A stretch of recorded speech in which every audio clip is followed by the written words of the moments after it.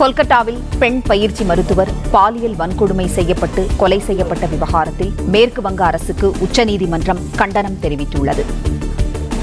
பெண் மருத்துவர் கொலை வழக்கில் நீதிபதிகள் காட்டம் தெரிவித்துள்ளனர். வழக்கு பதிவு செய்வதில் தாமதம் ஏன் என நீதிபதிகள் வினவியுள்ளனர். தற்கொலை என வழக்கை ஜோடிக்க முயற்சி நடைபெற்றதாகவும் நீதிபதிகள் தெரிவித்துள்ளனர்.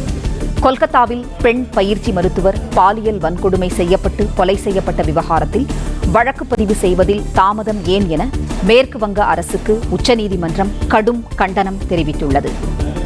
தற்கொலை என வழக்கை ஜோடிக்க முயற்சி நடந்துள்ளதாகவும் உச்சநீதிமன்ற நீதிபதிகள் கண்டனம் தெரிவித்துள்ளனர். கொல்கத்தாவில் பெண் மருத்துவர் கொல்லப்பட்ட வழக்கை தாமாக முன்வந்து விசாரணைக்கு எடுத்தது உச்சநீதிமன்றம். கொல்கத்தா ஆர்ஜி கர் மருத்துவமனையை சுகாதாரமாக அரசு பராமரிக்கவில்லை எனவும் நீதிபதிகள் தங்கள் கண்டனத்தை பதிவு செய்துள்ளனர். கொல்கத்தாவில் பெண் பயிற்சி மருத்துவர் பாலியல் வன்கொடுமை செய்யப்பட்டு கொலை செய்யப்பட்ட விவகாரத்தில் வழக்கு பதிவு செய்வதில் தாமதம் ஏன் என மேற்கு வங்க அரசுக்கு உச்சநீதிமன்றம் கடும் கண்டனம் தெரிவித்துள்ளது. தற்கொலை என வழக்கை ஜோடிக்க முயற்சி நடந்துள்ளதாகவும் உச்சநீதிமன்ற நீதிபதிகள் கண்டனம் தெரிவித்துள்ளனர்.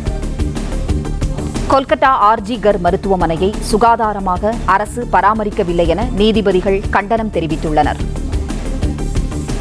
நிர்வாக ஆசிரியர் மகாலிங்கம் இணைப்பில் இருக்கிறார். மகாலிங்கம் அவர்கள் வணக்கம். கொல்கத்தாவில் பெண் பயிற்சி மருத்துவர் பாலியல் வன்கொடுமை செய்யப்பட்டு கொலை செய்யப்பட்ட விவகாரத்தில் மேற்கு வங்க அரசுக்கு உச்சநீதிமன்றம் கடும் கண்டனம் தெரிவித்துள்ளது. விவரங்களை சொல்லுங்க. வணக்கம். கொல்கத்தாவில் பெண் பயிற்சி மருத்துவர் பாலியல் வன்கொடுமை செய்யப்பட்டு கொலை செய்யப்பட்ட விவகாரம் தற்பொழுது நாடு முழுவதும் பெரிய போராட்டத்தை நடத்துவதற்கான ஒரு விஷயமாக மாறியிருக்கிறது. இந்த விஷயத்தை தலைமை நீதிபதி உச்சநீதிமன்ற தலைமை நீதிபதி அமர்வு தாமாக முன்வந்து விசாரணைக்கு எடுத்து தொடர்ந்து விசாரணை மேற்கொண்டு வருகிறது. இதில் தற்பொழுது கொல்கத்தாவில் நடந்த விவகாரத்தில் அம்மாநில அரசு மேற்கு வங்க அரசு உரிய முறையில் கையாளவில்லை என்று ஒரு மிகப்பெரிய குற்றச்சாட்டுகளை முன்வைத்திருக்கிறது. குறிப்பாக சம்பவம் நடந்த பிறகு உடனடியாக வழக்கு பதிவு செய்யாதது ஏன், பல மணி நேரம் தாமதமாயிருக்கிறது, அதற்கான காரணம் என்ன என்றெல்லாம் தொடர்ந்து சரமாரியாக கேள்விகளை நீதிபதிகள் எழுப்பி வருகிறார்கள். மேலும் இந்த மாணவிக்கு எதிரான பாலியல் வன்கொடுமை மற்றும் கொலை வழக்கை சாதாரணமான ஒரு தற்கொலை வழக்காக ஜோடிக்கு முயற்சிகள் மேற்கொள்ளப்பட்டது குறித்தும் நீதிபதிகள் கண்டனம் தெரிவித்திருக்கிறார்கள். மேலும் மருத்துவமனை வளாகம் சுகாதாரமாக பேணப்படவில்லை, பாதுகாப்பும் வழங்கப்படவில்லை என்று பல்வேறு குற்றச்சாட்டுகளையும் முன்வைத்திருக்கிறார்கள். எனவே இந்த வழக்கு தற்பொழுது வரும் 22ஆம் தேதிக்கு ஒத்திவைக்கப்பட்டிருக்கிறது. இந்த வழக்கில் தற்பொழுது சிபிஐ விசாரணை நடைபெற்று வரும் சூழ்நிலையில் சிபிஐ முதல்கட்ட அறிக்கையை தாக்கல் செய்யுமாறும் நீதிபதிகள் உத்தரவிட்டிருக்கிறார்கள்.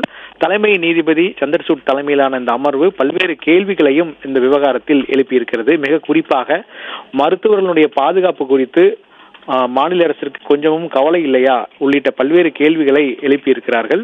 அதே போல அந்த பகுதி முழுவதும் சுகாதாரமாக வைக்கப்படாததற்கான காரணம் என்ன, இது குறித்தெல்லாம் விரிவான அறிக்கையை தாக்கல் செய்ய வேண்டும் என்றும் உத்தரவு என்பது பிறப்பிக்கப்பட்டிருக்கிறது. மேலும் இதுபோன்று இன்னொரு சம்பவம் நடந்தால்தான் நீங்கள் விதிகளை மாற்றுவீர்களா, நடக்கக்கூடிய அம்சங்களை எல்லாம் மாற்றுவீர்களா, சட்டப்படி நடவடிக்கை எடுப்பீர்களா என்றெல்லாம் கேள்விகள் எழுப்பப்பட்டிருக்கின்றன.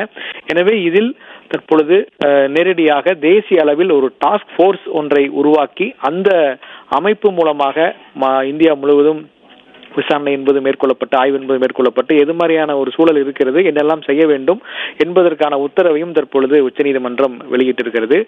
இது கடும் கவலை அளிப்பதாக நீதிபதிகள் தற்பொழுது தெரிவித்திருக்கிறார்கள். இந்த விவகாரத்தில் உடனடியாக சிபிஐ அறிக்கையை தாக்கல் செய்ய வேண்டும். அதே போல நடந்தது குறித்தும் விரிவான அறிக்கையை தாக்கல் செய்யவும் மத்திய அரசுக்கும் உத்தரவு என்பது பிறப்பிக்கப்பட்டிருப்பதாக தகவல் வெளியாகியிருக்கிறது.